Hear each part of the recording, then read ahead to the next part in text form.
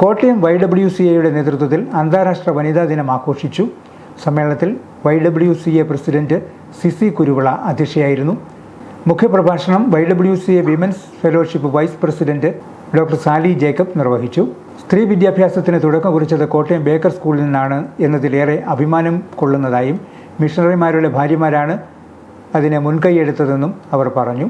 കേരള യുവജന commission 2026 യുവപ്രതിഭ award ജേതാവ് Jilumol Marriott തോമസിനെ ചടങ്ങിൽ ആദരിച്ചു. ഇരു കൈകളുമില്ലാതെ 4 വീലർ ലൈസൻസ് നേടുന്ന ആദ്യ ഏഷ്യക്കാരിയാണ് Jilumol. Neendoor Abhaya special school charitable society സാരഥികളായ സരിത ഗോപകുമാർ, ഗീത സോമൻ എന്നിവരെയും ആദരിച്ചു. YWCA അംഗങ്ങൾ സ്ത്രീ ശില്പം എന്ന പേരിൽ നൃത്താവതരണം നടത്തി. ജില്ലാ ക്രൈംബ്രാഞ്ച് ASIയും സെൽഫ് ഡിഫൻസ് ടീമിൻ്റെ മുൻ ജില്ലാ കോർഡിനേറ്ററുമായ Kshema tips and techniques of self defence എന്ന വിഷയത്തെക്കുറിച്ച് ക്ലാസും പ്രാക്ടിക്കൽ സെഷനും എടുത്തു. Kottayam YWCA programme committee chairperson Roshma Biju നന്ദി പറഞ്ഞു.